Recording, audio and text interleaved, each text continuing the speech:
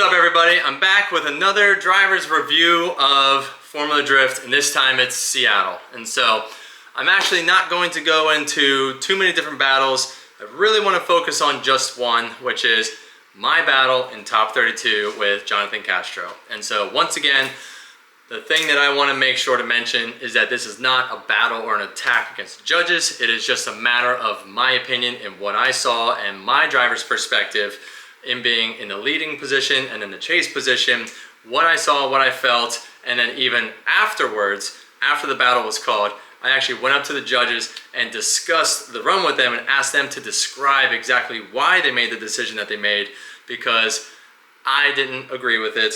I felt that there was reasons why I should have advanced and why the contact, spoiler alert, was not my fault, or to say that the contact didn't provoke the off. With that all being said, I haven't gone up to talk to the judges in over a decade. I can't even tell you the last time it was. It might be even like 15, 16 years. I don't question their calls. I usually can chalk it up to something that I did, a mistake that I made. You know, I'll beat myself up on it a bit.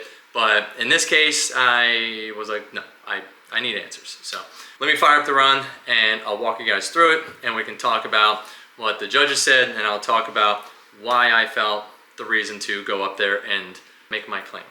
So here we go.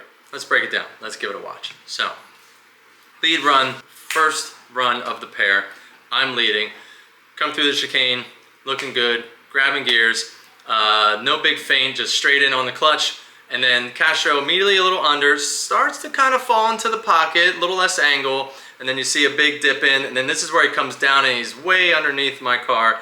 On the wrong line. Get outer zone 2, a difficult one to get. Little wall tap in 3. Castro, nice placement from outer zone 2 all the way through the exit, right? So that was very good chase from him. His biggest mistake was he had a little bobble about 2/3 through in the chase, and then as we get the overhead view, you'll kind of see it. So right here, he's a little under, but he adjusts and kind of falls back in line, still a little under. And when you look at my front wheel on the white line versus his front wheels, where he's dipping down into the second pair of white lines. So he's 10 feet further down the track. And then he misses that outer zone. And so the way that the judging has always been for the longest time, right, is this looks like a great chase run. Castro, and when you hear, you know, the announcers and the way that it's kind of broadcasted, it's like Castro's here, Castro's present, he's showing up, he's like putting the pressure on, right? And so I hear all that. I know my lead run hit all the marks, you know, perfect clips, perfect zones. Well, let's not say perfect. Very, very good lead run, right? There wasn't really much left on the table for the lead.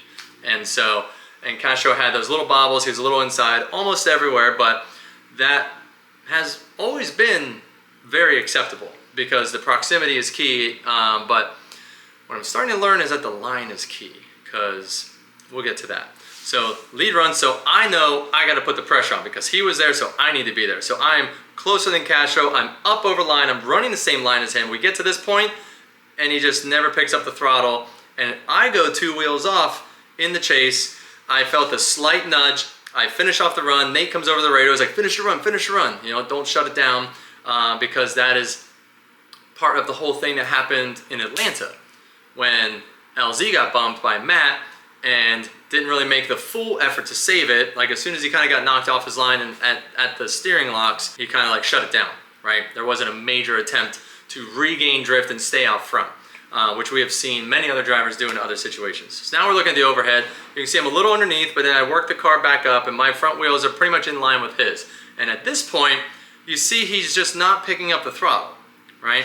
So if we rewind it, you can go back and see that as we're coming around, if you don't pick up the throttle before the end of that zone, you're never gonna make outer zone 2, you're gonna go off. That's exactly what happened with Simon Olsen. We can cue that shot.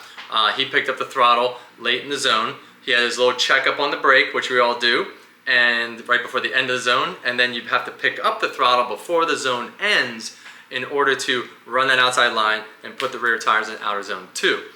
And when you watch my lead run, I picked it up just a little sooner than Simon Olsen did, and I put my rear tire in the box. Simon Olsen went tires off because he picked up too late, And so that inertia just took him past that outer zone line. He put tires off, right? Let me show you on this side. And then on my run, I pick up the throttle before the zone's over and I drive down and I fall in the pocket, right?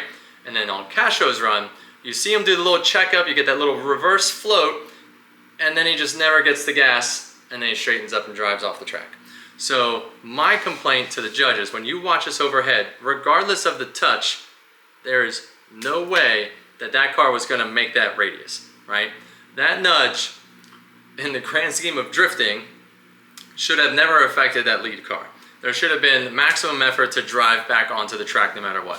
Whether it was a misshift, or just a mistake, or just a mistiming. You know, afterwards when he came over to me and talked to me, he's like, oh, I didn't think I was gonna make it. You know, like I thought I was going off the track. Like you see his little e-brake checkup in the this next clip, which is at, let's see, minute. Little e-brake check. He hits one more e-brake check at the end of outer zone 1. Far, far too late. You need to be on the throttle before the end of that zone if you're ever gonna make that corner. There's just no way. You can't be still on the e-brake. And it's very hard to see, but from this angle, you see that rear wheel just come to a stop. It doesn't go full lockup drag. It's just enough, like you can see that there is an adjustment there. Like right there, that's just that little snap of it, right? And so, to me, it was the knowing that we're going off track, adjusting, trying to slow the car down, and as I'm waiting to have him pick up the throttle, when you see that overhead, my car falls from this position into this position because I'm trying to drive down and he's still floating out here. We touch like this and he goes off and I make the corner. And I still put 2 tires off. So how in any way possible was he gonna make that corner if his radius was this way and not this way, right? So when you watch that overhead and you see us coming around and my car ends up like this, it's because his radius is not closing and mine was. Trying to focus on the trajectory of the whole track. Yes, you're supposed to follow that lead car no matter what, but I mean, a difference in this much is a difference in, you know, just a few mile an hour, right? And so, or the difference of being on the brakes, that little checkup of the brake there, at the end of outer zone 1, which I actually never even noticed until just now. So now I'm even more pissed. So, because why would you be touching the handbrake at the end of the zone? So, like I said, if you cue the other runs, other lead runs, you'll see guys are back on the pipe. The smoke cloud, stream, whatever you want to call it, that the judges look for, is on, driving out of outer zone 1. And that is what drives you off the wall out to outer zone 2. So, that's a bit of my breakdown on what I saw happen there. And then I went up and explained all those things to the judges on the trajectory, why we ended up here, why we're pressing on, my lead run being in all the correct spots, his chase run having mistakes, but outside of all of that, it all comes down to this run here where I very, very lightly touch his car. Yes, there was contact, but to the point where when you watch the run, you don't see any movement, you know, you don't see any movement out of his car, you don't see any out of the front wheels. His car stays very steady. So it's not like I hit him and like knocked him this way or knocked him straight or the front wheels got pulled, you know, and snapped over. Very, very light contact. At least an attempt to try and drive out of it. And then I don't know what the judges would have done if he would have went 3 tires off with that little contact. They might have still blamed it on me. And then when you look at the angle that you have at, like I was saying, what did I say? What was it? What angle was that? Looking for it again.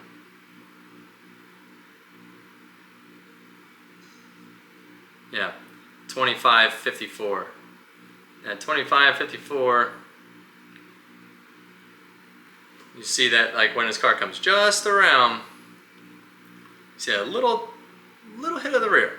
So, and from my understanding, there was no rear tire contact. The contact was the fronts of our cars, right? Not the rear. So, it wasn't me that stopped that rear wheel. So, all in all, I disagree. So, I feel like I've been disagreeing with quite a bit of calls this year, but that's my opinion, and we're gonna go back out there and give them hell in Utah. So, see you guys there. Thanks for watching. Cranking.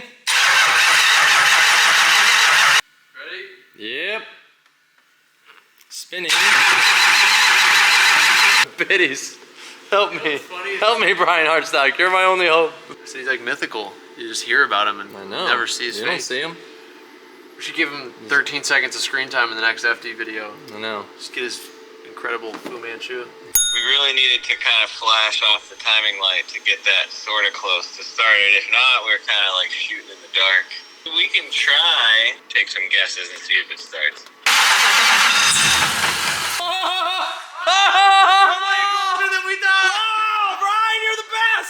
That was a good guess. I think we're on the right side of 180. Yeah. We're definitely really close.